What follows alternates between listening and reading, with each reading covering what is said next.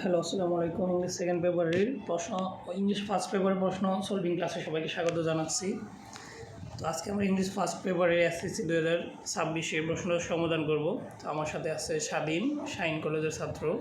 তো দেখি স্বাধীনের কতগুলো প্রশ্ন হয়েছে। সো যারা প্রশ্ন ম্যাচ করেন নাই ম্যাচ করে নিতে পারেন। তো আমরা এমসিকিউগুলো দেখব। প্রথম এমসিকিউটা হবে আমাদের 2 নম্বরটা, building Holmes and getting old. স্বাধীন কি এটা হয়েছে? এক নম্বর আনসারটা 2 হবে। একে 2 নম্বর আনসারটা হবে বার্নিং। সো 2 নম্বরে বার্নিং রাইট। সি নম্বর আনসার হবে ড্যামেজ। 4 নম্বর আনসার হবে ডিফরেস্টেশন। ওকে, ডিফরেস্টেশন ঠিক আছে। ই নাম্বার আনসার হবে controlling the amount of greenhouse gases. এটা টেক্সটের আনসারটা ছিল man is responsible for the increase. So এটার আনসারটা আমরা 2 নম্বরও নিতে পারি, রাইজিং কার্বন ডাইঅক্সাইড। হ্যাঁ, রাইজিংটা নেওয়া যায়, আবার 3 নম্বরে নেওয়া যায়, যেহেতু ট্যাক্সে আমাদের লেখা ছিল man is responsible for the increase, দুটাই নেওয়া যাচ্ছে। সো এফ নম্বরের আনসারটা হবে রেজাল্টিং।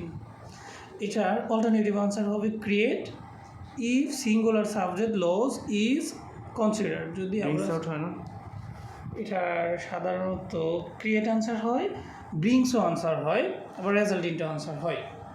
ও শুধু তাহলে ব্রিং অ্যাবাউট ব্যতীত। সো আমরা আনসারটা নিয়েছি রেজাল্ট ইন। এটার আনসার ক্রিয়েটও নেওয়া যায়, আবার ব্রিং অনও নেওয়া যায়। সো ক্রিয়েট আনসার নেওয়া যাবে এটা। জি নম্বর আনসার হবে to show responsibility of human beings in just. পুরো 2 নঙ্গে আমাদের ছিল কোয়েশ্চেন আনসারে, আমরা কোয়েশ্চেন আনসারগুলো দিয়ে দিয়েছি, চাইলে কেউ ম্যাচ করে নিতে পারে। জাস্ট স্লাইডটা একবার দেখে নিলে হবে। বি নাম্বার আনসার দেওয়া আছে, C number answer, D number, E number answer. আমরা 3 নং ম্যাচ করতে পারি। 3 নম্বর প্রথম আনসারটা হবে ইম্পসিবল। ওকে। বি নাম্বার আনসার হবে অ্যাটমসফিয়ার অথবা নেচার অথবা এনভায়রনমেন্ট। অ্যাটমসফিয়ার ওকে। সি নাম্বার আনসার হবে রাইজিং অথবা ইনক্রিজ অথবা increasing. Right. D number answer আমরা নিতে পারি ইউজড, যেহেতু এমিজার ছিল, এমিজারের পরে বারবার তার ফ্রম ইউজ করা হয়। Those fossil fuel are used for industrial production. So আনসারটা আমরা ইউজ নিলাম। ইউজড আমি কি জানি দিয়েছিলাম, ইউজড দি নাই, অন্য একটা দিয়েছিলাম, আর লাস্ট একটা রানিং দিয়েছিলাম। রানিংস হবে। ওকে, এটা হয়ে গেছে। পরে ছিল আমাদের 4 আর 5 নং প্রশ্ন উত্তর দেওয়ার জন্য SS2 পড়ে।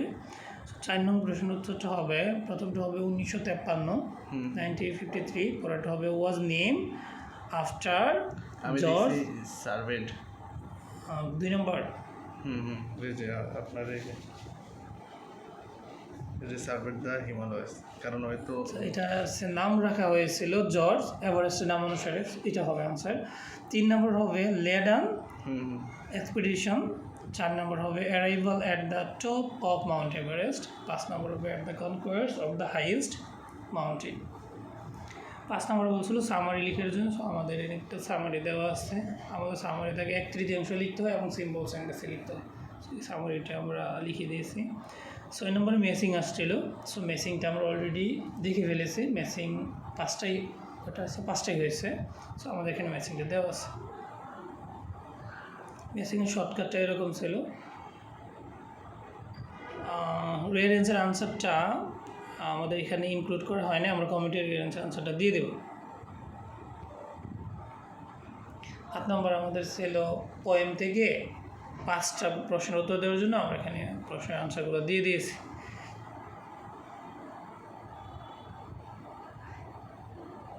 9 নঙ্গে আমাদের ছিল স্টোরি থেকে প্রশ্ন, এখানেও বলছিল যে কোনো 5টা প্রশ্ন উত্তর দেওয়ার জন্য, আমরা এখানে 5টা প্রশ্ন ইনক্লুড করেছি।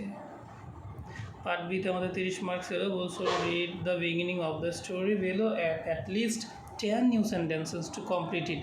বলছে কমপক্ষে 10টা সেন্টেন্স যেন অ্যাড করা হয়, এবং বলছিল give it a suitable title.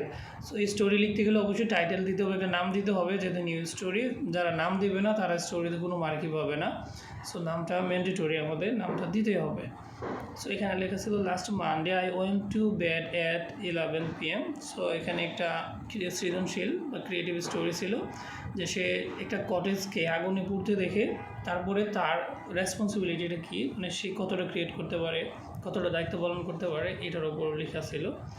So এটাও আমরা স্লাইডে যোগ করেছি, এই স্লাইডে আসে নাই, আমরা ওইটা কমেন্টে পিন করে দিয়ে দেবো। পরে একটা ডায়লগ ছিল কম্পিউটার লার্নিংয়ের উপর। এখানে বলছিল দুই বন্ধুর মধ্যে কনভারসেশন, একজন বলছিল যে আবিদের সম্পর্কে আর মাইসেলফ সম্পর্কে। সো আমরা আবিদ নামটা অবশ্যই ইউজ করব, আবিদ ইউজ না করলে স্যার চাইলে মার্ক কেটে দিতে পারে। আর মাইসেলফের জায়গায় নিজের নাম বা মাইসেলফ দুটোই লেখা আছে।